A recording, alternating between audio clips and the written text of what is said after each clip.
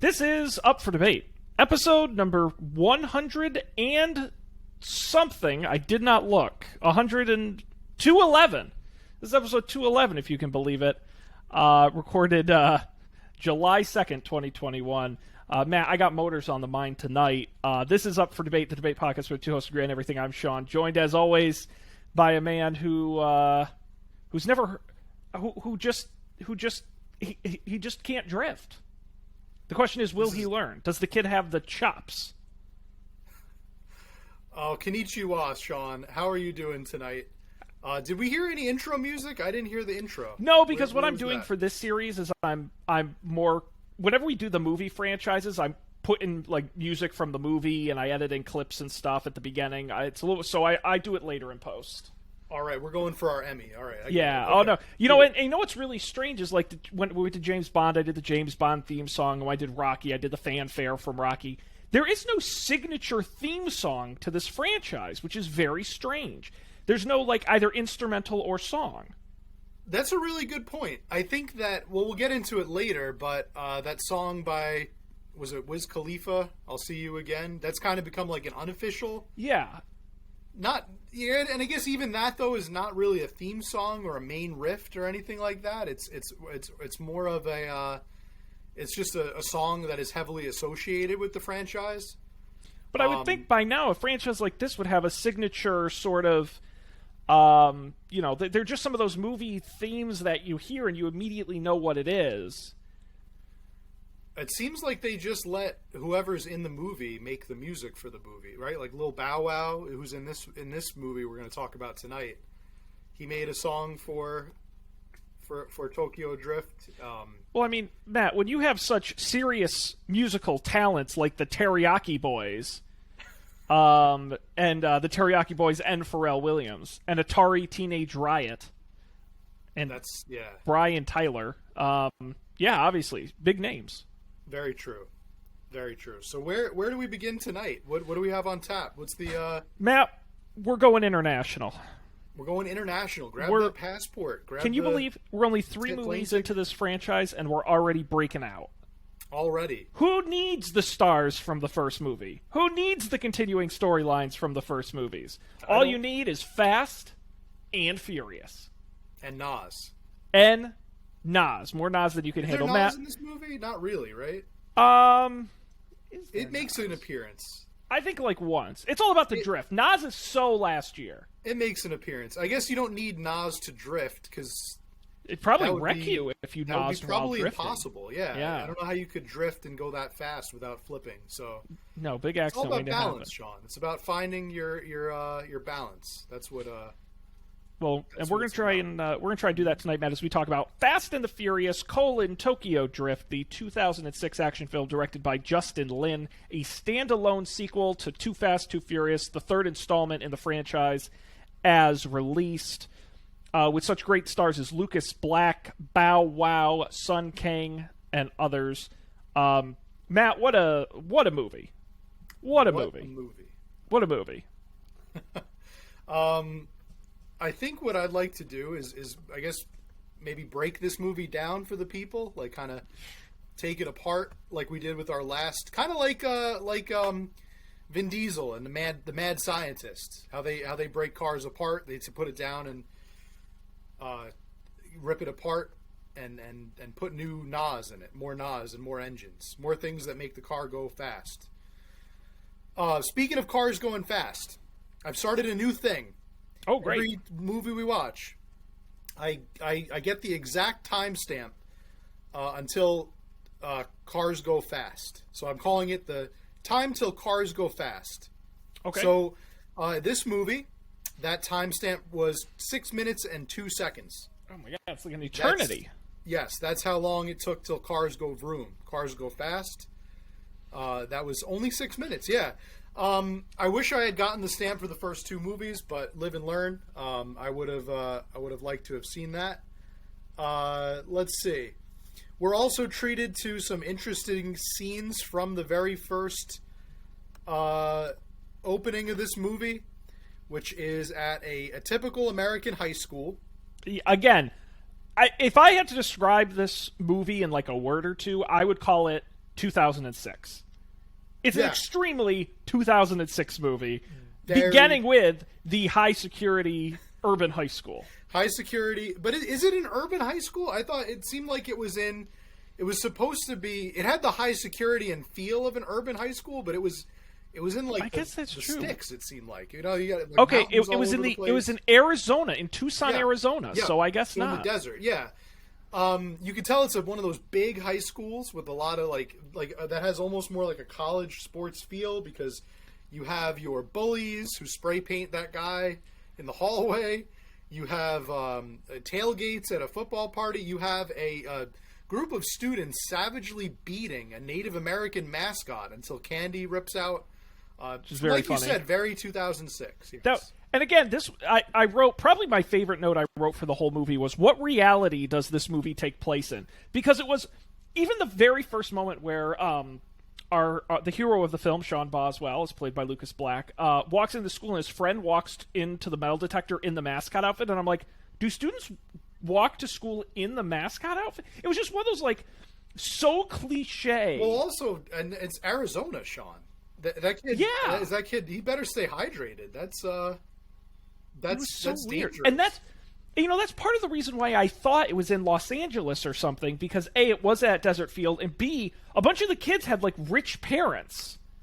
Yeah. And fancy cars. And I'm like, what school in Tucson, Arizona are there like rich kids who drive $80,000 cars? Well, that's a good point. And also that you have a couple of not to get too deep, like further into the plot, but the two kids that, well, we'll get there, but the people that appear, that race, they're there to race, and that's all they're there to do in the movie.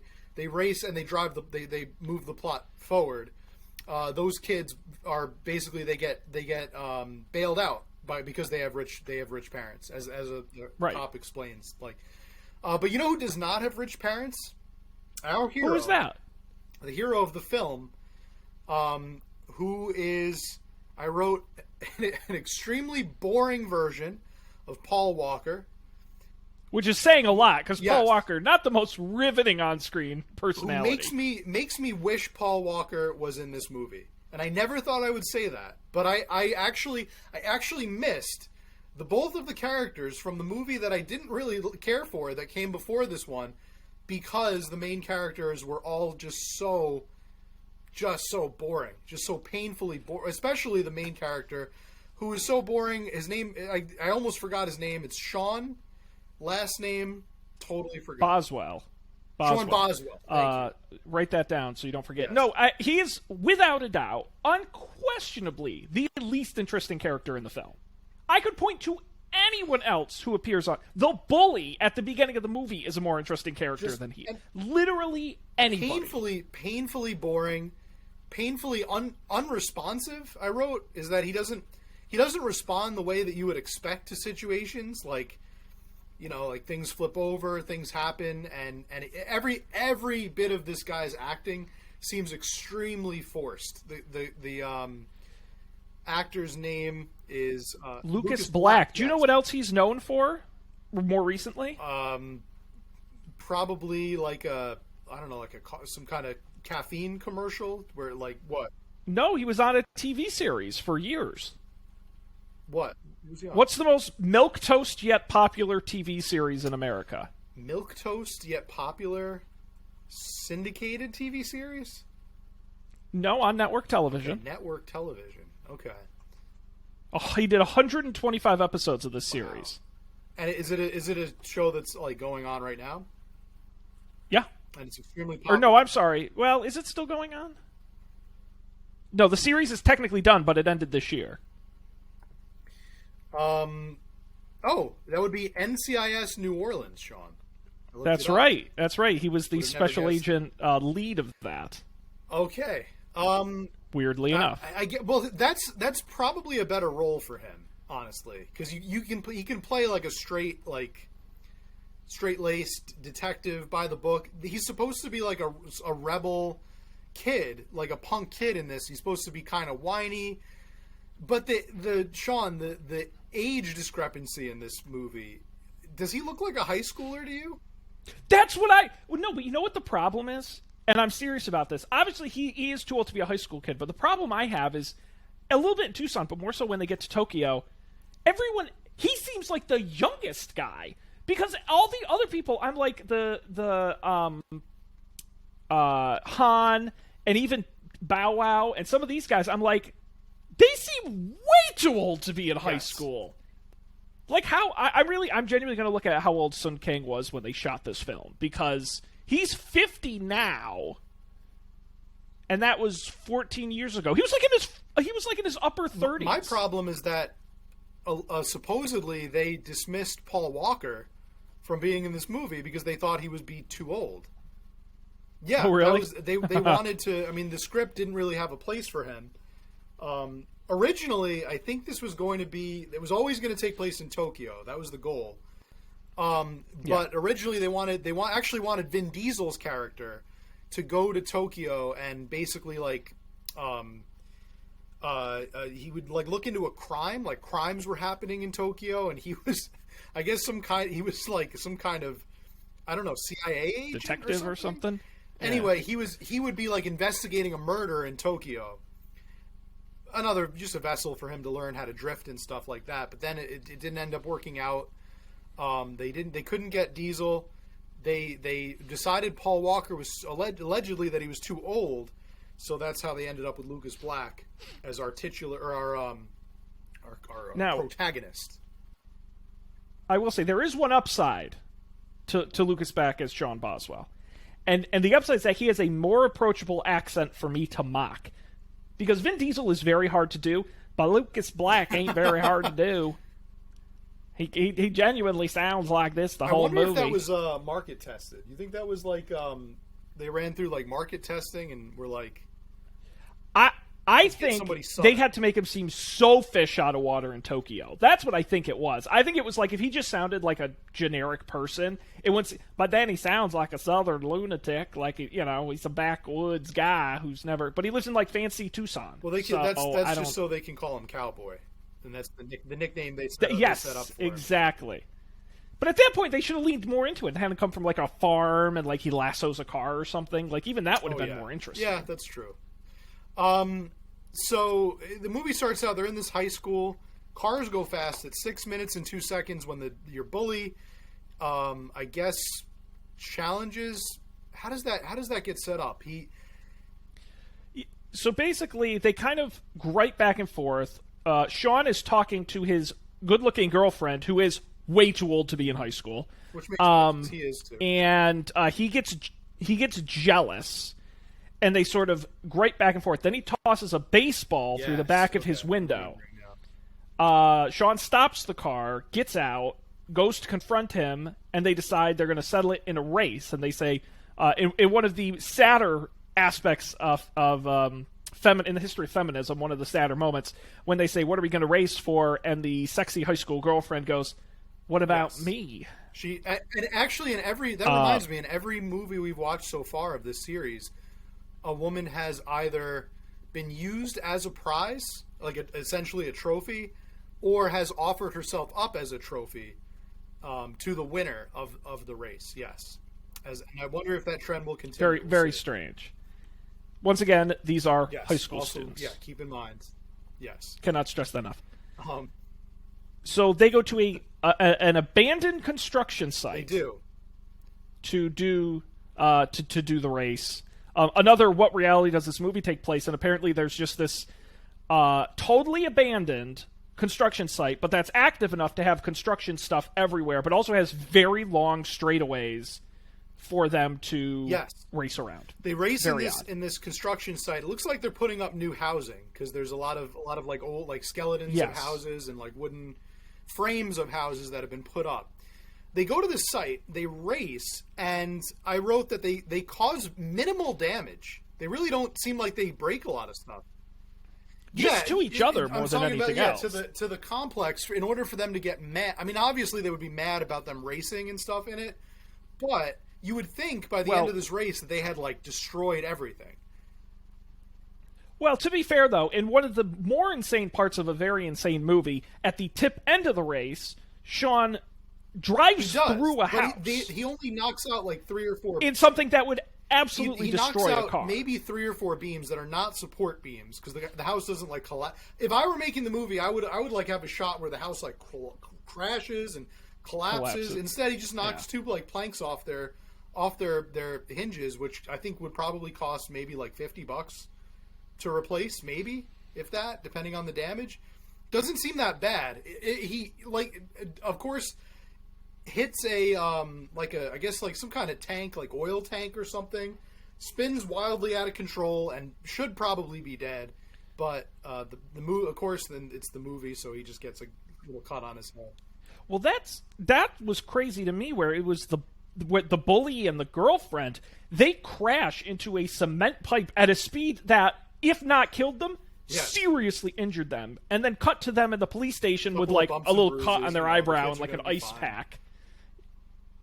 It was so dumb. I was like, the speed, literally when they crashed, I was like, oh, like it was a nasty crash in that very unsafe in this universe, like we car. said last episode, I think you said it, and you put it very, very poignantly. You said guns kill people, cars do not. Cars can never kill people in this movie. That's right. Car is your friend because car is cool. Car is awesome, and yep. the way you settle beefs, your car can blow up, crash. It happens flip. several times in the movie. It doesn't matter. Problems. It's kind of like a old '80s trope where they would use like dancing, like right. They'd have a dance off, and that would fix their problems, or they would have a card battle in the '90s, would solve their problems. But no, now it's through a drag race. So well. And that's the template, as we're learning, of all of these movies, is every Fast and Furious movie has 3 races. The one at the beginning that you fail at, the one in the middle where you're learning how to be better, and then the big one at the end where you win.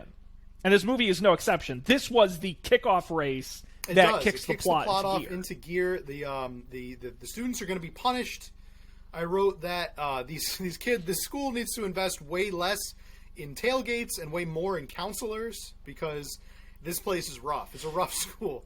The girl says at one point in her race, I guess he's my prom date now. And the boy who is in the car with her obviously does not take that lightly. His face turns bright red and contorts, and you could tell he's got an anger problem. He's a lunatic. Working things out, and he's not doing it in a healthy way. So the police Toxic say masculinity. The police say to the police officer says to Sean, "Hey, you know that these kids are going to get off. Their daddies are going to come in and bail them out. They've got tons of money. You don't have that luxury, and also you've got some priors that we never see or hear about. I guess from drag racing." I wrote that the drag racing is kind of like a drug in this movie. Because the way his relationship with his dad later on, how that's you've been out racing, haven't you? It's very much like a drug. Like he's got like a problem or an addiction, and rather than treat it the right way, they just keep punishing him for it. So he's got a choice, Sean. He's either going to go to juvie, or he's going to go to Tokyo, Japan. Yeah, somewhere even worse. He's gets sent away to live with his dad in Tokyo, Japan, which I don't know much about the American justice system, but I guess when you are facing a punishment, you can just decide to leave the country and that like is just is escape the country. So he goes to Japan. They cut immediately to his mom comes in, and his mom is really not great. She's like, I think she's just kind of supposed to be either like really stressed out, or she's asympathetic. She's an asympathetic, like very much removed, mid-2000s mom. She tells him he's going to go live with his dad for a while in Japan, on an army base. Yep. How does that work? His dad is a naval officer stationed there, but at no point does he go to a base. We only really see his father's like crappy apartment. I was expecting him to be sent to like a military base in Japan, but no, he lives in like downtown Shibuya in like a kind of a nice, it is an okay digs. He gets on the plane and is immediately surrounded by Asian people. That's how you know he's going to Japan, because that wouldn't happen if you know. It would have been really funny though if he's on the plane with all these Asian people and then it comes over, bing bong. Yes, We're now making our descent into put a Ireland. twist. Oh shit! That would be pretty funny. Irish drift. That would be funny. That's the way the movie chooses to convey that they are going to Japan. And the shots of I read something interesting that they didn't. I don't know if you knew this. The director didn't actually have permission to film in Tokyo. So it's very hard to get permission. He said, especially that time. So instead, he just basically said, "Hey, let's not ask for permission. Let's ask for forgiveness." And the studio actually fronted money to hire a fall guy who would be basically there to go to jail if they ever got caught for illegally filming. So they get as much. He said, the police in Tokyo were really nice, and they would usually just say, "Hey, come on, you can't be filming here. Put those cameras away." But then they wouldn't come back for like hours until hours later. So he would just keep filming. So really, kind of a dick move to get your movie made. But I mean, he gets it done. He gets all the shots he needs, I guess. And the fall guy had to spend a couple nights in jail, but. Yeah. Mm-hmm. Now, Matt, now that we're in Tokyo, can I bring up my biggest problem with the movie? And there are a lot of problems with this movie. My biggest problem with this movie is that everything happens to our main character, not because of our no human on Earth has ever stumbled upon more stuff than this guy. He has so little input on what's happening around him. I wrote in here, nothing in this movie has a reason to happen. It's like, oh, he meets... he gets to Japan, and you're like, how's he going to get into street racing in Japan? He doesn't even look for it. He gets brought to it, yeah. Twinkie sits down at his table, and then he sees a steering wheel. He's like, hey, cool wheel. And he's like, great, come with me to the illegal street racing parking garage. He gets there. He doesn't want to race a car. He just gets in the car, and then Han just gives him a car for no reason. And then we'll eventually talk about the romantic angle. It makes no sense that they fall in love throughout. This whole movie is baffling to me in how none of it makes any sense to actually, like, nothing propel... The only thing propelling the plot forward is the script it has Did you find it kind of funny very weird that they make Lil Bow Wow's nickname Twink, and they keep calling him Twink throughout the movie? Do you think he knew that would how that would age in 2021?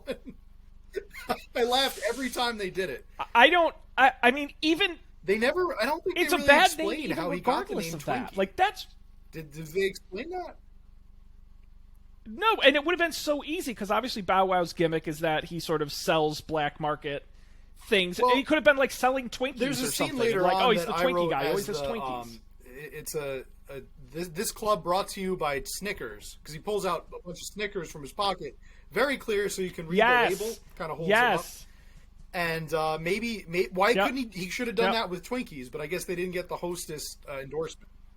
Yeah, so whatever. I was going to say they didn't want to pay. He goes to school in Japan. He meets his dad. We meet his dad. I had to raise the volume on my laptop several times whenever his dad spoke, because were you having audio issues with hearing his dad? I could barely hear him.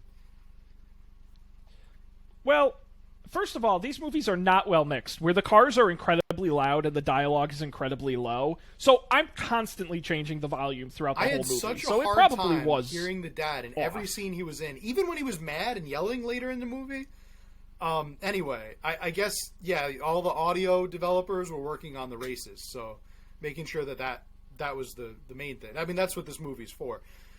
They get Bow Wow for the movie.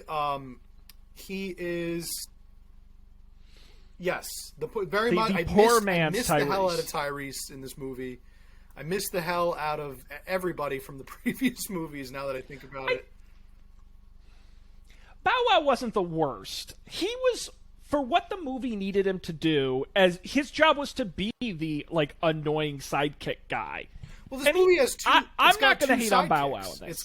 He wasn't great. Han, and you've got Twink.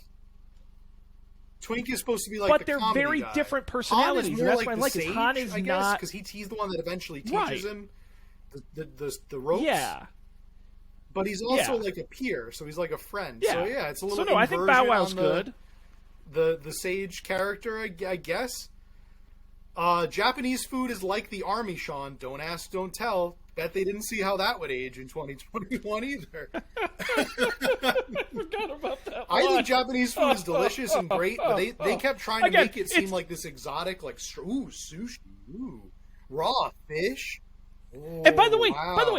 they could have shown grosser food. It looked great. Like that wasn't. There was like nice the looking noodles food. looked It wasn't great. like a big The pile of fish live looked great. squid I or guess they were something. trying Like to make just it play look up the gross. exotic. Oh, we're not in America. We're in Tokyo.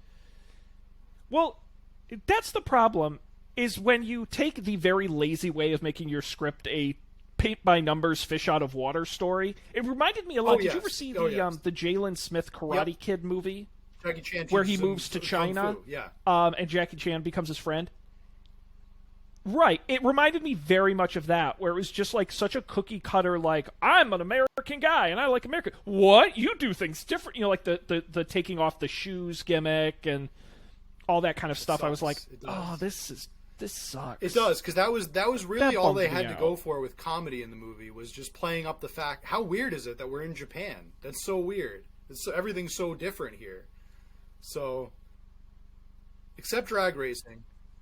There's one Except thing drag that racing. they did have in Japan The that universal I'm very language. glad we don't have, which are the garages that rotate your cars, and then they take forever to turn the car. That's cool. So slow, so that you can see every little detail on the car and look at how cool it is.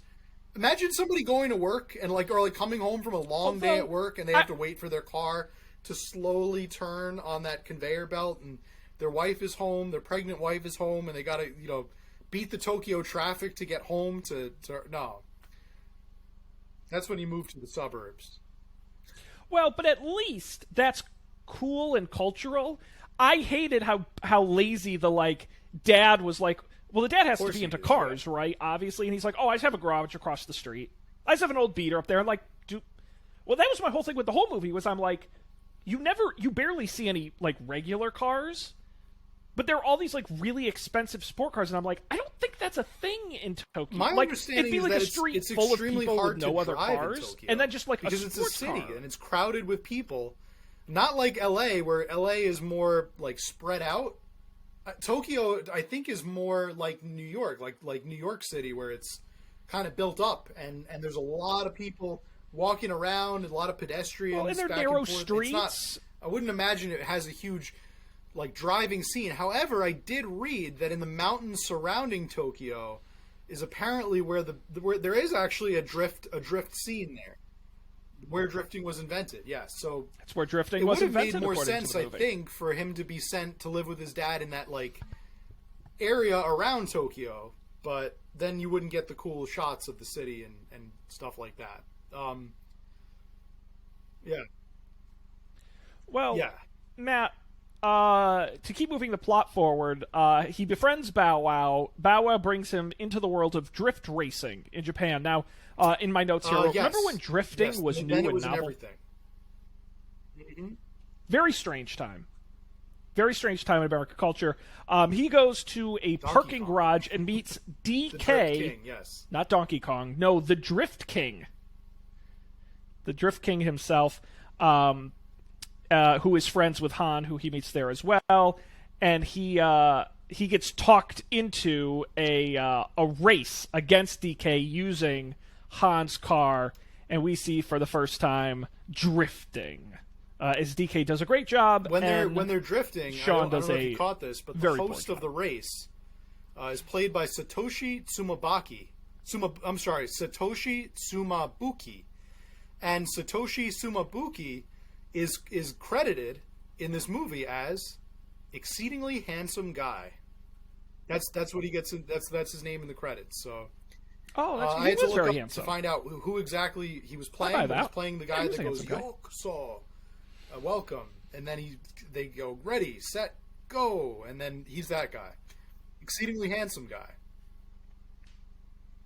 Yeah, did you find your Did you find your knowledge of Japanese helped you enjoy this film more? The Japanese that they speak most of the time is, unless it's like the scenes with the Yakuza, is pretty rudimentary, like things like welcome, or he calls him a gaijin, a foreigner, Right. or an outsider, is a plot point. Big plot point in the however, this movie does the thing in movies where that really bothers me, where it's inconsistent. When two characters who are Japanese are speaking to each other, sometimes it's Japanese, sometimes it's in English.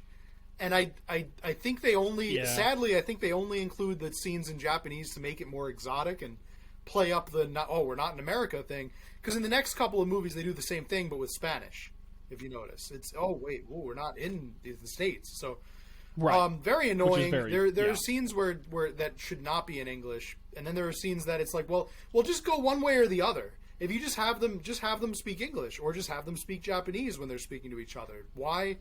I don't know why you bother with that.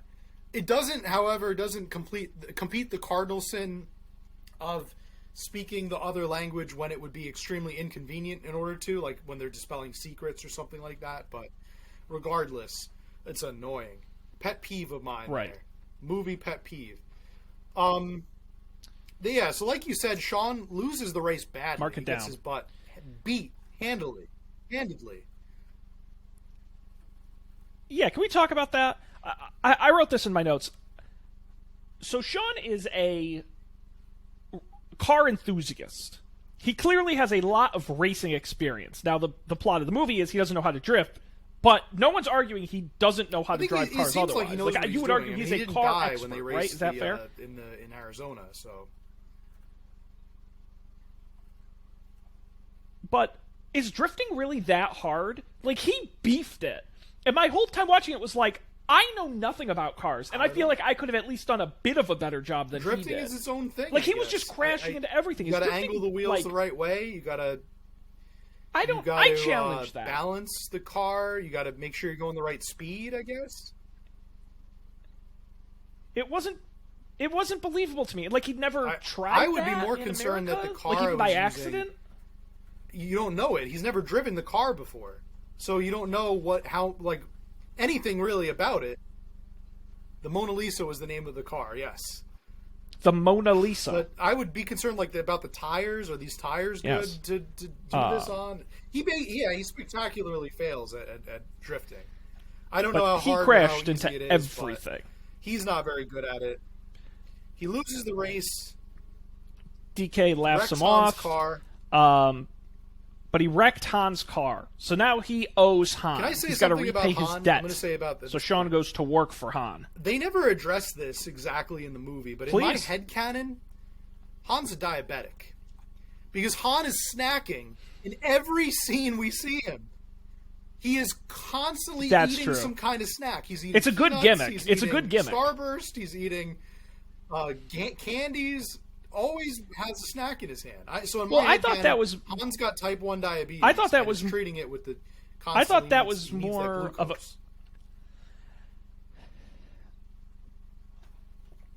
I was thinking it was more a commentary on Japanese snack culture. Do they ever really culture. make it clear that he's eating Japanese snacks? Like he's never eating Pocky or like. I don't. Well, but he's just putting things in his mouth. Like the main time I remember him snacking the most was that race in the parking garage, and you never really seems see like little what it is candies or eating. nuts, which is why I think he just has them in the glove compartment in case his sugar level drops. Yeah, in case that glucose level goes Dude down just likes too to far. Eat. It's great. You got to be. I'm in favor. You got to be on your game. You got to be primed. You never know when the Yakuza is going to challenge you to a street race for your business. Yeah. So, as we'll see. One of the funniest scenes in the movie happens here when he goes to Han. He says, "I know I owe you money." Han says, basically like, "Okay, you're gonna get it for me," and he drives him to a bathhouse, and then he says that you're gonna get it from the guy with the paw, or something like that. And then Sean goes in the bathhouse. Yeah. We get another funny scene because Sean doesn't speak Japanese, and the guy's like, oh. Next scene, we see him in a towel, going back, because we don't know it's a bathhouse yet, but now we do, talking to a sumo man. Hey, buddy. And there's a big, hey, buddy. big sumo my guy friend with the Han paw says you print owe on him his some back, money. Tattooed. And then I wrote in the notes, it was really nice of the angry sumo wrestler to let Sean get changed back into his clothes before tossing him out onto the street. Because he's, he gets tossed out. He's fully clothed, no longer in the towel or robe or anything like that. So I guess he said, "Okay, go get your clothes back on, and now I'll throw you out." Han thinks it's hysterical. He knew that was going to happen all along. Thought that was the funniest thing. And then what happens after that? They ride back. My next part of the notes just says "sweet mahjong table," and I feel like that's not until later. Yep. No. No. So after that, I guess he begins starts training teaching Sean how to drift. Well, he says, "Listen, I own you now. You work for me now. You work for me every day." Or he's like, "I don't care if you're sick. I don't care if you're in bed with Beyonce. You work for me every day until you pay back the money." Basically, I could ask you for favors. Could be today. Could be next week. He essentially issues, always be on call, issuing Sean the ultimatum. You're going to just pay me always back be on call, one way or another. And I guess the best way to do that, instead of getting like a job or anything like that, is through the drag racing scene. I'm going to teach you. I'm going to train you to do this racing style, and you're going to win it back in the Tokyo Underground drifting.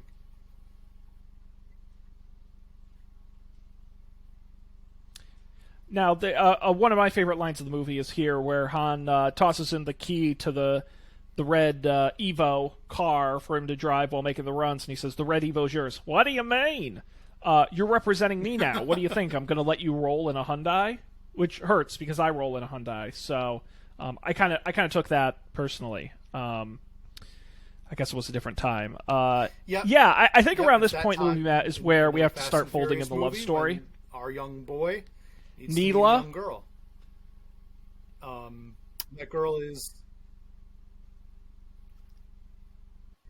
Yes, Neela, played by Nathalie Kelly, who's actually been in very familiar face, a bunch of stuff, which good for her. Vampire Diaries, the Dynasty reboot. She was good on Unreal, and she plays Neela, a fellow high school student who looks like she's also 40, who is also DK's girlfriend. Kind of.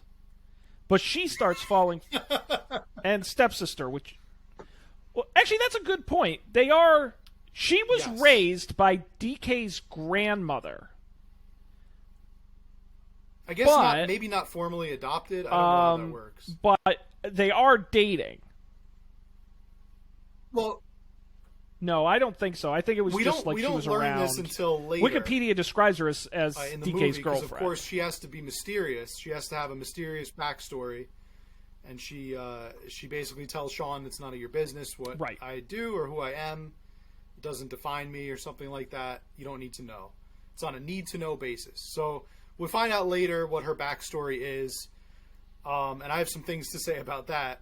But it's a burgeoning romance starts to develop between the two of them that is just bad and forced and horrible, because he lacks any kind of charisma, and is just so painfully boring and out of place through this whole movie that it's one of those things where it's like, no, they can't possibly be a thing. They no girl would be like, oh, like that's this guy's a charmer. No, I'm not buying it, not even for a minute.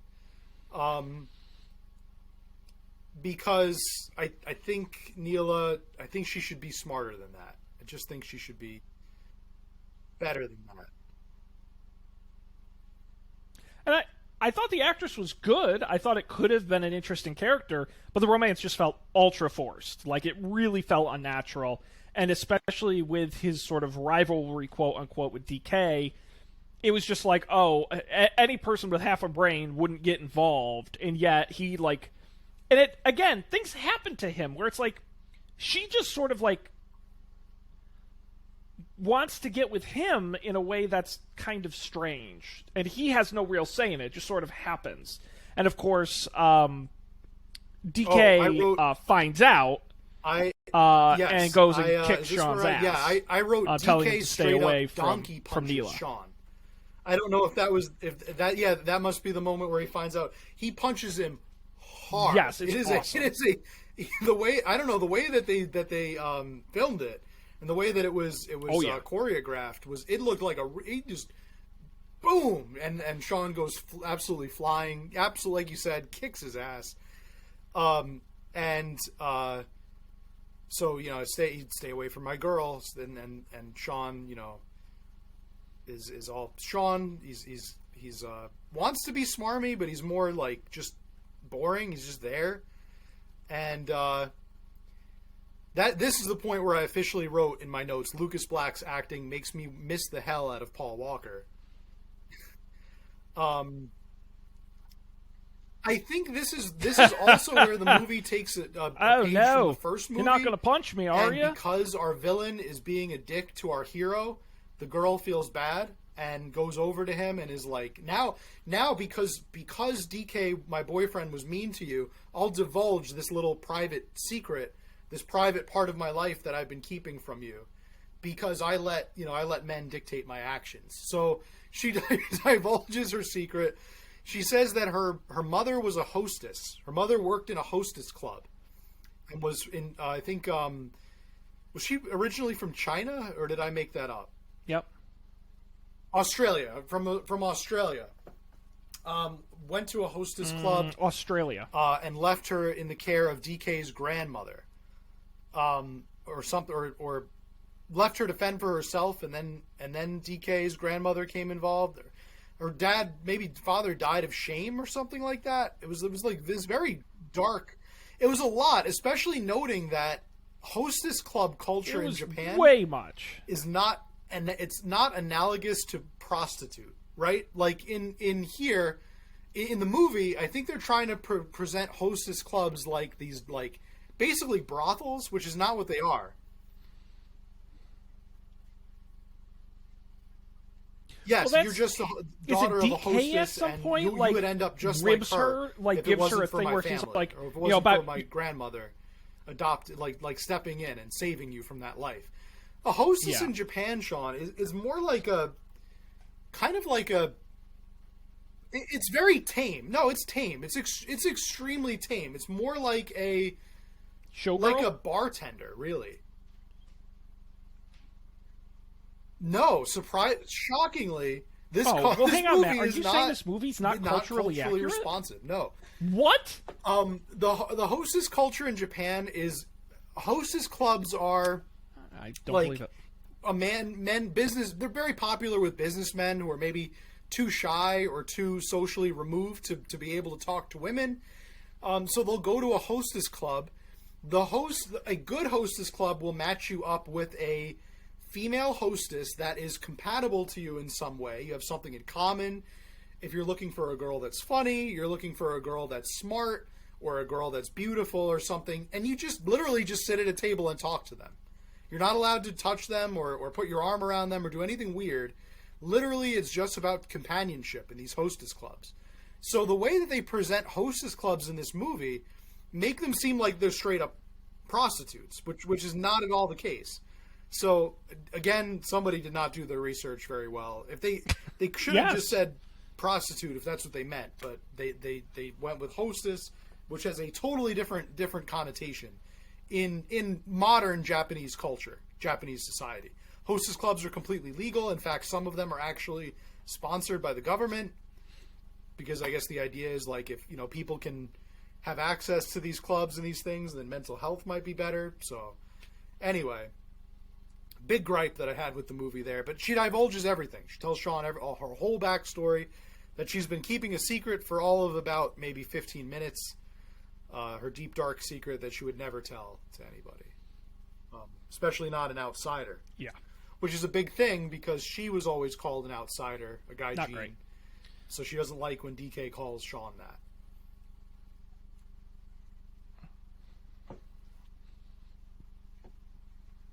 Well, and now's the part where a movie with weirdly too much going on for a movie that has nothing going on. Now we have to get to the other part of the film, the Yakuza. Because DK's uncle, Kamada, is the head of the Yakuza, who we meet, and that's part of the business Han is in as well, working for DK under the Yakuza. However, Kamada confronts DK, reprimanding him for allowing Han to steal from him, causing DK to later confront Han, Sean, and Neela about the thefts, Yes. which begins the mid-movie So race. this is kind of where we get into the third act of the movie, right? Still in the second? Yeah, I guess that's true. We're in more in the second act, because generally after this is where they negotiate the big race at the end, and then there's a training montage, and they build the car and all that, and then the final race. So I guess you're like end of second, beginning of third act. So okay, so that part I especially like, because Sean, would you? Oh like yeah, to, no, we went past that. Would you like to we can back explain the up. continuity of this movie and where it fits in the timeline, and then we can get into the iPod? Keep in the back of your mind, listeners, that a fight breaks out between absolutely. Lil Bow Wow, between Twinkie and DK's henchman, one of his like main henchmen, because Twinkie sells him a busted iPod, or the guy breaks the iPod. It's unclear which. Yep. But the point is that they're fighting over an iPod. Now go ahead and tell us where this fits in the continuity.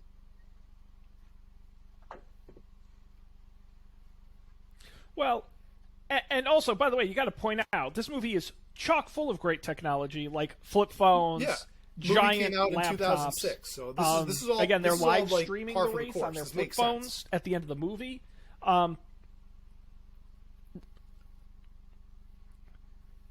Yeah, except this isn't set in the year 2006, Matt. It's set in the year like super into nostalgia 2014. and like looking at Strange. I believe if I did, it was You didn't have an iPod in probably 2014? in my like childhood junk drawer in my desk, and it had been sitting there since Not that 2009. iPod. So, Yeah. No, this is one of those, and spoiler alerts, by the way, because we haven't gotten to it yet. Han dies. And at once they were done making the movie, they were like, shit, he was really cool. What if we could bring him back for the movies? And they're like, but guys, he's dead. And they're like, but what if he wasn't dead? And as we'll learn as we get through these Fast and Furious movies, people come back from the dead all the time. But because this was the first time they did it, they didn't realize you can just make shit up. So they went the really complicated route and screwed with the continuity timeline. So technically, Fast & Furious from 2009, Fast 5, and Fast and Furious 6 are all prequels to Tokyo Drift. So the order of the films is actually 1, 2, 4, 5, 6, 3, 7, so on. Because Han, obviously if you've seen the other movies, is alive in the other films, and that's why Dominic Toretto shows up at the end saying he knew Han, and you're like, well, how is that possible? How does that work? That is how. So this is a 2014 film. And by the way, it's not to get into too much of a spoiler alert, but there are several Tokyo Drift characters who make a return in F9, like, scene where, currently in theaters. Lil Bow's got his laptop out, and it's like a chunk. It's a chunker from like a 2000s laptop, and he's got the iPod. He sells illegal iPods, and yep. Mm-hmm. There's a screenshot of them, I think, using something like AOL Instant Messenger in class, where it's like with those ugly colors, and they're using like an instant messenger, a Japanese instant messenger, basically. Yes, that's a good point too. So, and they're all 2006 cars, fantastically stupid in the movie as well. So you're like, where does that bring us to in the film? A wildly stupid decision. The romance is kind of there. It's under the surface. So mid-movie race. So at this point, DK confronts Han about stealing from him at gunpoint. Again, interesting, because the first half of the movie I was like, it's really nice to have one of these movies where there aren't a lot of cops and guns, because there aren't a lot of guns in Japan. So it's like, oh, this movie really is, there's fist fighting, but it's really about the cars. And I'm like, that's interesting. And then the second half of the movie is like, oh no, everybody does have a gun. And I'm like, oh, okay. Turns out that's not a thing. So Han and Sean escape, and Neela escape, and go on a car chase through the mean streets of Japan, culminating in a big crash. Han's car is when the T-boned, car explodes, and it you explodes, actually don't killing see a Han? body. Question This is mark? a continuity error, not at all intentional, but you don't see any obviously because the car's on fire, but you don't even see a dummy in the car. It's just empty. It's an empty driver's seat when they zoom in on it. So I thought what would have been smarter is if I guess they didn't know they were going to do this, but like the continuity thing, but they should have had somebody like shield Sean's face or something, or pull him away so that he would, they wouldn't see the explosion. That way you could set up like, oh, I didn't see it, so he doesn't I see the wasn't there. explosion. I didn't see it. I wasn't there. I didn't see the body. So anyway, well,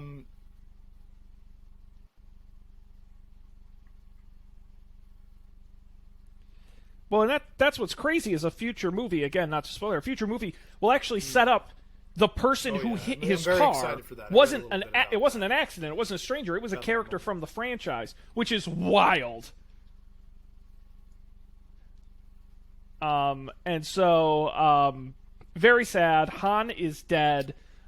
Sean before we get to the goes home there where was another DK meeting confronts between him Sean and his alongside dad. Sean's I think father, after the first Navy drag man. race, the very first one in the garage. And Yes. he comes home and the dad is like, "You've been out racing again, haven't you?" And Sean is like, I so badly wanted Sean to be like, "It's for you. I learned from watching you." Yes, You he's had a did couple it." beers. But I really thought it was a good. They should have had the dad have some kind of connection to racing. Like maybe he was a racer when he was young, and he got hurt real bad, or hurt somebody else real bad, or killed them. And instead of going to prison, he had to join the army. So it's like kind of like a cycle, and he didn't want to see his son go in the same way. But instead, his dad's just mad because he's racing. That would have been cool. In cars really fast in Japan. But that would have been a good movie. Well, that's what's wild to me. And once again, going back to my main point of nothing in this movie happens for a reason, is that the dad, the first time he races, he grabs a phone and he says, I'm calling your mother. You're going to juvie. And then like 3 scenes later, he's like, I don't really care that he's racing. And then another 3 scenes later, he's like, I'll help you race. Like the progression of that character is baffling because again, the movie needs him to do that. So as a character, I need to fix it. That's bullshit. And he says, well, all right, that's son, such bullshit. I'll help you illegally street race if that's what But that's you want. the thing. He never gives that speech. It's not even like. But again, you know, after the scene where that's what we're getting to now is where DK has him and his father at gunpoint, and his father pulls out a gun, and DK eventually leaves with Neela. What his dad was like, I'm going to put you on a plane to the U.S. And he's like, no, Dad, I have to race. And instead of his father being like, no, I'm definitely sending you to the U.S. where the Yakuza can't kill you, he's like, okay, I guess we'll race. Like, I just. Yeah, again, no, either be the movie hard-ass really does a Navy good job guy, of making or be the him dad seem who like doesn't care. three You kind of characters can't be rolled into both. one, and none of them make any sense. So let's get back to our international incident in the making here, where we have DK points a pistol at, or he points a handgun at Sean. Yes. And then all of a sudden another handgun appears. Who's that? It's Sean's dad, who was pointing a gun at DK. We've got ourselves a little standoff right outside of the old Boswell residence. What? Sean's dad says, like, basically, like, get out of here. I'm going to pull the trigger. And DK, yeah, I'll go with him. DK is like, you're lucky. We'll And we'll that finish Neela this says, sometime. I'll go with Daddy's him. Not here. Goes in the car and leaves. His dad is like surprisingly cool now, like calm. Yeah. He's calm about like the whole thing. Like he puts the gun down. He's like, it might as well be like, let's go get some ramen or something. Like, right? This is just right. He literally had to pull a gun on somebody who was in turn pulling a gun on his son. Yeah, like it happens all the And he time. was Like okay, just another well, daily now occurrence. that's over. Let's go inside. We'll make some katsu or something. Like watch the ball game. Yeah. Are we? Is it montage? Is it montage time yet, Sean? Are we at that point? Is it arrived? Okay.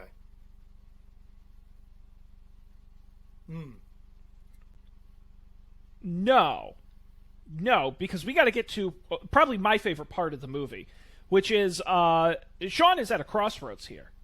The Yakuza is after him, and he's got to figure out how to get out of it. And he doesn't have many options at this point. So what he does is Twinkie gives him money he had stashed, so Sean can take and replace the money Han stole. So he goes to the Yakuza club and gets face to face with Kamada. Park, yeah.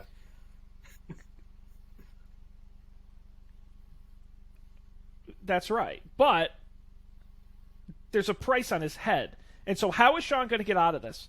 I have never, ever laughed harder in my life than the moment, and you can see it coming a mile away, but Sean is like, he's like, you know, the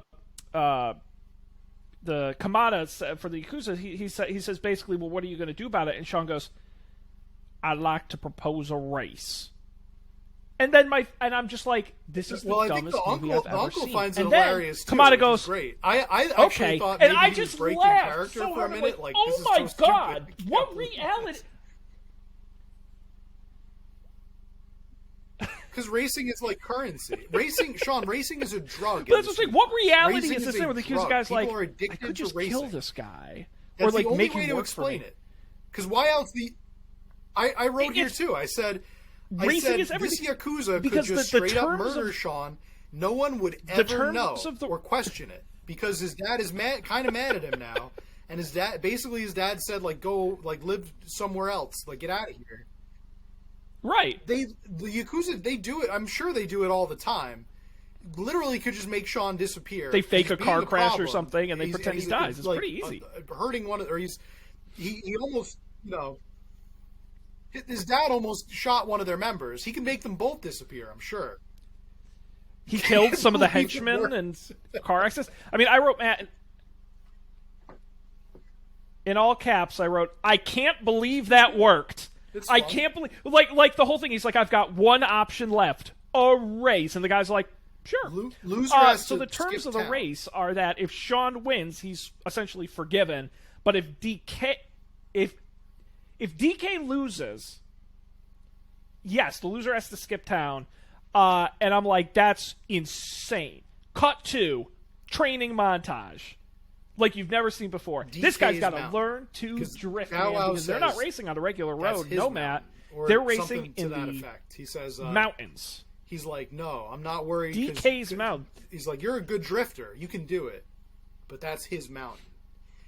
Nobody who's raced him on that mountain, Sean, has ever come down from it. They've never come down alive.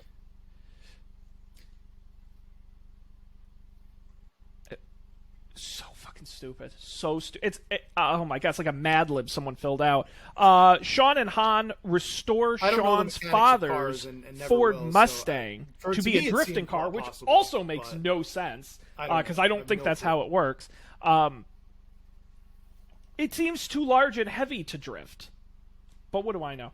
And there was a training and like again the most paint by numbers training montage where they're he comes down the mountain, he checks his watch, and he goes, he's like, they too think slow. about Next it, time like, he comes down, and then they show in the next scene in the montage. Oh yeah, you did it. Like, it's like a pin so in the engine, and he's like, this will be better. And then the time, of course, yes, the time that did it. You put this little screw in the wrong spot. They might as well have had a scene where they're all in like lab coats, like mixing things, and like the lab goggles. It's so. They're trying things and seeing if they'll work. And there was a computer with like a graph chart where it was like going up and hamster wheels with like oh my god on their chest. Mm-hmm. Yeah. So dumb. But they didn't even have a cool song to go over it. Yeah, but I was expecting like like the Rocky. I think it was just the same Ivan song Drago Russian Science Lab montage. They use the credits and they also use in the first. No, race. This franchise has bad music. So not even Such a cool bad montage music. song. Mm-hmm. Yeah. No, it was super disappointing. Of course. But Matt, it's race Well, time. Sean, you don't want the cops to We're in the find out mountains, and about this illegal like race any on good the top race, of a it mountain. takes place in the middle That has of the apparently night, where happened you many can't times, and see many people much of have what's died. going on, and makes the So they CGI probably budget should have a much squad cheaper. car or two up there anyway, but you don't want them to find out. The reason they do it, They might tell you to please stop. just hanging out, some cameras or something. Yes. No, Matt. The reason it takes place at night is I because think that's why most of these CGI races is are much at night, cheaper yeah. when done at Or night in because you can do a dimly lit worse job. garages. That's why it was at night. And so you can't see much, but you can see them. It's so. It's mountain in the middle of Tokyo. But again, it's one thing when it's on a street where there are like other cars and streetlights and buildings. Like it's in the middle of there are no lights. It's very silly. And so as we pointed out, what I loved is there are people along the race path, and they're all streaming it from their flip phones to all the other phones. And so all throughout the race, it's so funny because you see the cars coming down, and there's like a dramatic thing, and then it just I'm cuts sure to when a they bunch did of that people in nowhere near where 2006, the cars are, very, looking at flip very phones, going, impressive. "Oh!" I cracked Yes, every time they right. did one of those cutaways. I think maybe even Twitch, maybe probably Except not. this No, movie it might takes be a place in little early. 2014. YouTube existed. And so in its early iterations. So DK takes the race initially. Sean's training kicks into gear, and he learns to catch up. They start ramming each other. DK's car almost falls on top of him in a dramatic moment where he kind of drives under it. Spoiler alert. In the most unsurprising ending I thought ever, what would be cool Sean is wins the if, race. they Kamada had a keeps his deleted word and scene lets him with remain in DK. Tokyo, and he is now Because in the christened Yakuza, the what they're new known for Drift doing, King. if you dishonor, if you're a Yakuza member, exactly. I wanted to see a scene where DK gets a digit removed, because that's the thing in the Yakuza. But Finger cut off. Yes. I don't know. I don't know about that, but I do know that he's disgraced and he has to leave. I don't Tokyo think he forever. comes back in any future movies, to my And knowledge. then, of course, Sean gets the girl, but Sean, does he kiss the We'll girl? find out. I don't think he does. He does. Extremely platonic, right? She doesn't even really hug him. They kind of smile at each other and like stand close to each other. No, it's a very There's no platonic kissing in sort the of movie. relationship. No. How interesting Do they is that? ever I wonder- kiss I wonder in the whole why. movie? I really wonder why. I wonder if the I if think the they actress hugged was in like, the movie. No, like this guy is just so worst, boring. like, It'd be like kissing the wall. Romantic chemistry ever captured on celluloid. Nothing. Very platonic. Why won't you hug me? Come on, give me a Maybe hug they or didn't a have the little budget for kiss. it. Just a Who little knows? smoochy smoochy. Come on. I drive cars real fast. You don't want to kiss me? I was gonna say the movie is not over. Surprisingly, we don't. The hero is won. Well, they spent all their villain money is on defeated, on a but we're special not cameo done here at the We end, go Matt. back to the garage. Actually, they and didn't it's spend assumed to any be money. a couple of days No. later or something. And they're all of our heroes are in the garage, laughing and having a good time, getting ready for another race, as usual. And Sean and Neela are not kissing and just being cool friends. And who shows up? You know, We there's did it. The guy Han says there's a guy here asking for you. Says he was a friend of. I'm sorry, Han is dead. Han is not Han. He wants was to a race friend you. of Han's. He says he knew Han. Yeah, worked with Han. No. And he says, hey, there's a guy here. this He guy? wants to race you. He says, I'm not racing anybody. And he says, he said he knew Han. Anybody. I said, oh, okay. And he goes to get down. Matt, it could be anybody. It could be Jimmy Carter, for all we know. Wow. But no, in a shocking twist of events, Dominic Toretto returns to the franchise in Tokyo in 2014 What does he say? He in has, his like, Plymouth one line. Roadrunner They give him like one thing to say and chats Like, with our I heard you hero knew of this Han. film, Sean. He was a good guy. Care to race? Yeah, I'm gonna see if I can find I will say, Matt, the quotes page for this movie on IMDb is, I think, the shortest quotes page I've ever seen. There's no memorable lines from this movie. Sean says to Dominic, "Nice ride. I won it from my friend Han a few years ago. I didn't know he was into American muscle. Now, what he should have He was said when he was was, rolling this with is a me. huge failing You in the know, movie. He this should ain't have no said, 10-second "I live my race. I got nothing but 10 time." minutes at a time, or whatever the hell he said in the first movie. I forgot what he said. I live my life. Isn't it? I live my life 10. Isn't it? I live my life 10 seconds at a time. Or something? Just get the quote totally wrong. A quarter mile at a time. Yeah, he should have said that. A quarter mile at a time. That's his thing. He says what he says. I got nothing. It's a quarter mile at a time. One drift at a time. Winks. But it doesn't make sense in the parking garage setting because it's not a quarter mile. I live my life one drift at a time. Honestly, wouldn't surprise me if maybe they had them, both of them, just ad-libbed that whole scene. They just said, "Oh, nobody cares what you say," and they set off on their race and end of film. Everyone's gonna love it, no matter what. You can say whatever you want. Yep. And he should have said, "I'm sorry for making the Chronicles of Riddick." That's what he should. And people did. And people did. People went crazy. It's some sort of convoluted trade that they made, but I can't really. I won't do it justice. Well, Matt, do you know how they got Vin Diesel to be in the film? Yeah, so Vin Diesel was not paid a penny to be in this movie. Not a penny. What they did instead was they tested the movie without Vin Diesel in it, and it got poor reception, and so they were desperate to make it a hit. So they went to Vin and said, "Vin, we'll pay you a bunch of money." He says, "I don't want your money." So what he got instead was he got the Universal ownership. He got Universal's ownership to the rights of the Riddick series and the character in lieu of a financial payment, which is kind of insane. So for being on screen for like 5 minutes in this movie, Vin Diesel owns the Riddick rights. Now, I believe he doesn't own the rights to the already made movies, but he does own the rights to the character and the franchise should any future movies be made, which actually they did make a movie. They made a Riddick movie after this transfer had happened in 2013. But it reminded me of the end credit scene of every Marvel movie leading up to the Avengers, where Nick Fury is there to recruit that person. That's kind of what it felt like. Vin Diesel being there, is he's here to recruit Sean Boswell for the for his crew. Which I guess happens in a later movie, but not in the next movie, right? Yeah.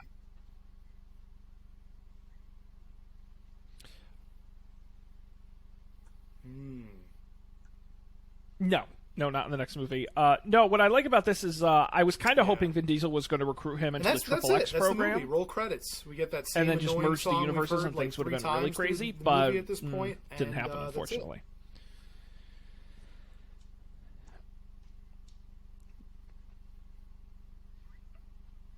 Yeah, no, I've touched on pretty much everything. Yeah, that is the Tokyo Drift. Matt, are there any notes that we didn't get to? I have one. We did good actually. We don't always hit all my notes. Because it's very cool. I've always wanted to learn. I've just got two small notes. One from the. Seems very complicated. Oh, go ahead.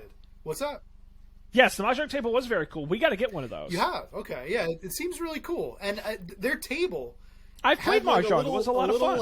I noticed it had a little I've played Mahjong before. It's a lot of fun. Compartment in the center of the table, and they put all of their tiles in there when they thought the boss was coming. They're we got to hide all this stuff because the bosses want to see us play Mahjong. I guess it seemed cool. It was kind of neat.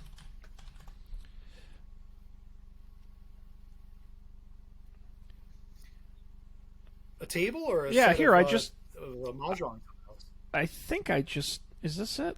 I thought that was. I'm trying to see if I can buy one online. We got to get together and you teach me how to play Mahjong sometime. No, like the table, like a fancy table from the movie. Seems fun. I'll have to see if we can get one. But yeah, what were your notes? Dude, I would be. Well, I only played it like twice, so I'm not really an expert. But yes, I would absolutely be in favor of that. Now, Matt, the only notes I have here maybe are schools in Arizona way at the beginning of the movie when they were at Tucson High School. I wrote, do schools still have auto shops? Is I that mean, still a obviously thing? it was there because they had to show that he's. I was good with surprised to cars, see and like they had a full he's auto interested body in shop cars, at and It wasn't even like a technical high school; it was just a regular high school. Instead, I was it would kind have of been surprised. much easier and more realistic to have him be in like a boring like math class. Oh or sure, something, or no, like no. Hey, English again, class, the and movie he's does got, things like, that make sense to the like, movie, not reality. They're all reading the Iliad, but he has like a car magazine inside of it. Yeah, could have easily shown the exact same thing, probably for cheaper, but. Car and Driver or something. Yeah, That was a long race. it was weird. That It was a I nice mean, scratch for high school. And then the only other note I had was for It the was- race it at was the end. long. How There was a long is jump. this There was a road? jump That that race they went all on had to make, forever. How long and is that that was road down crazy, the mountain? and- My goodness. Yeah, It just kept going and no going. I'm signs like, holy anywhere shit, they're either. not at the bottom yet? that was a totally unmarked mountain. I couldn't see most of it. It happened at night. So, very dangerous. Matt, third movie in the books, Tokyo Drift, one of the oddest, standalone-iest movies of the franchise. Next week, we're going to be back in line. But before we do that, we've got to rate am I this going movie, to The Fast and the rate Furious, this Tokyo Drift, one? out of 10 cans of NAS. Excuse How are you going to my rate this one? poor Japanese translation here, and I'm not sure if this is right. But I'm going to I'm gonna rate this. I'm gonna rate this, no. Sean. No no roku kan, which translates, of course, to 6 cans of NAS.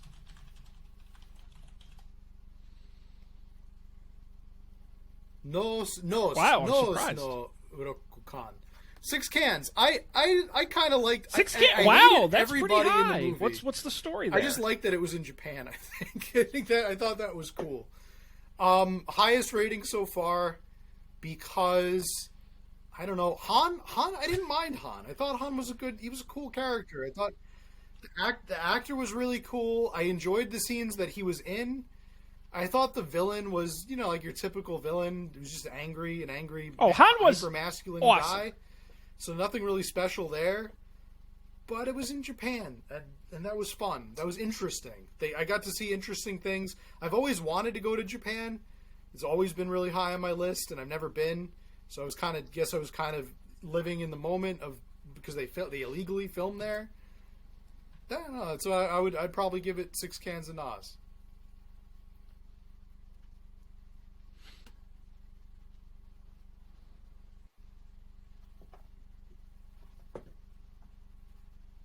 Wow. Well, Matt, now you know an interesting piece of fact if you ever go to Japan, because as the movie says, I'm trying to find the exact line because it was good, but they say that's right. And that's what the police cars in Japan aren't tuned like the cars. So if you want to drive like an absolute maniac in Japan, they can't catch you.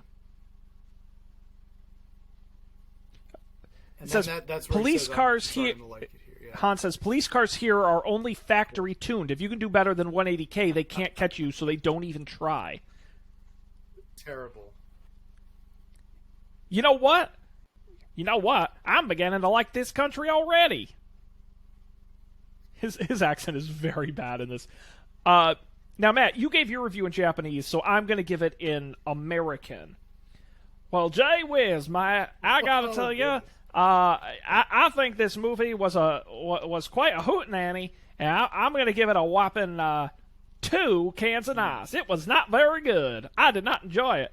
Matt, I will tell you, and I have a sneaking suspicion you and I are going to have opposite opinions of Fast & Furious next week. Okay, good. This is good spoiler alert, I like yeah. that movie a lot, and I don't know if... Okay, good. I actually thought that movie was really good and better than this. But this is... The thing about it is it's not a good movie or a bad movie. It's not even really a movie is my problem.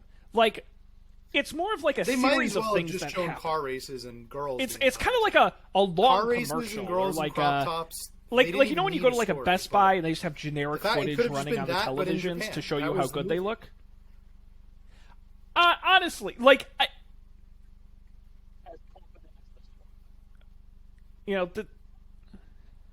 I feel like I could go to a stock video website and cobble together a movie as competent as this one. Now, again, it's not bad. I didn't hate it. I had fun watching it. It had interesting characters. But if this was just called Tokyo Drift and had no association to the Fast and Furious franchise, I would never watch this in a million years. And frankly, no one else ever would. Our little cameo. I don't think this movie would ever hold up if it weren't part of this franchise. Especially considering it had none of the other characters from the franchise.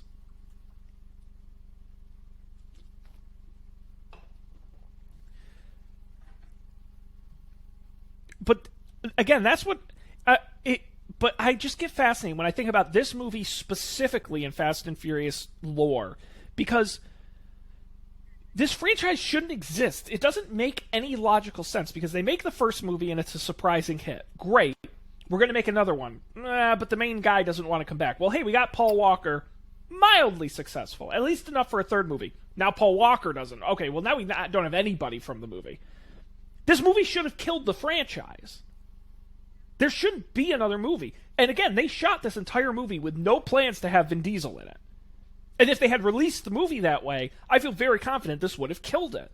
And it's only because they made that deal with Vin to do the cameo at the end, which spurred him to come back for the next movie. See, I don't deal I don't think saved this movie the entire would have killed franchise. the franchise. So honestly, I think Universal probably made off giving him the Riddick especially rights. If for the multi-billions of dollars they made off of this franchise ever since. The next movie coming out, I mean, there were no plans at the time, but once they heard they could get most of the original cast back in for the next movie, I think that would have probably resuscitated things a little bit. People would be like, "Oh, they're back. Okay, I'll see this one because they're back." But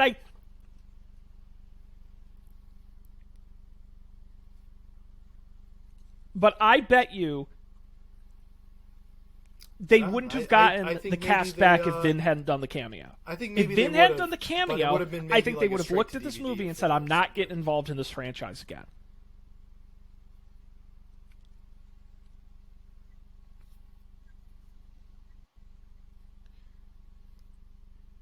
Well, and again, this movie, by the way, it ended up making about $160 million.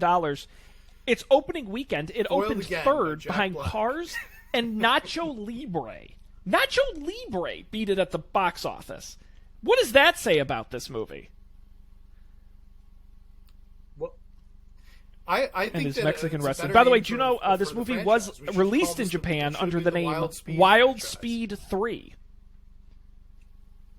which is a good name for a movie. Oh yeah. Well, and I will say, once we start to get into the next couple movies, you and I are going to talk about how they name them, which is kind of insane. I kind of wish they had all been The Fast and the Furious, something something. Yes, yeah, that's... Mm-hmm. Well, I think that... I mean, we'll talk about by the time you get to show, but... Fast 5, Furious 7, F9, which is just a letter and an... Yeah, it's pretty... Almost the same title as the first movie. They just cut out 2 words, and it's crazy. Just so crazy. It is.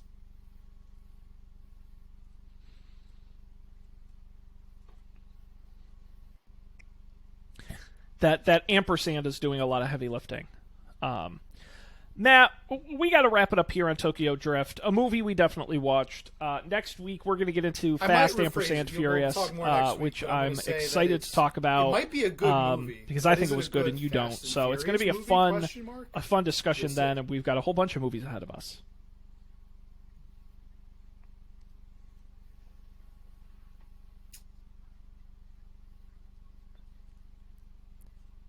It's a different Fast and the Furious. But you know what? I like a franchise that messes with tone. I do. And Marvel does an okay job of this, where some of theirs are more serious. And like Ant-Man is a very light hero in their movies, whereas you get to somebody like Captain America, Winter Soldier, you're getting a little more serious, right? Or anything with Black Widow is usually more serious. Stay tuned. So I think that's... And I like that this franchise has that mix. where some are more serious and some aren't. But we will definitely talk. So, look, we're already NASCAR previewing next 12. week. What a blast. You're going to want to come back here. Join us for that. We'll be doing these movies all summer long, all the way through F9. It's going to be a blast. So we're going to wrap it up here, Matt, because we got some movies to go watch. So we're going to go do that. Thanks for joining us. UpForDebate.tv is our website. Subscribe wherever you get podcasts, and be sure to reach out to us. But you don't need the details. You listen every week. You should already know that. So I'm going to end it here. On behalf of Matt, I'm Sean. Thanks for joining us as always. We'll see you next time on another Fast and Furious episode of Up for Debate.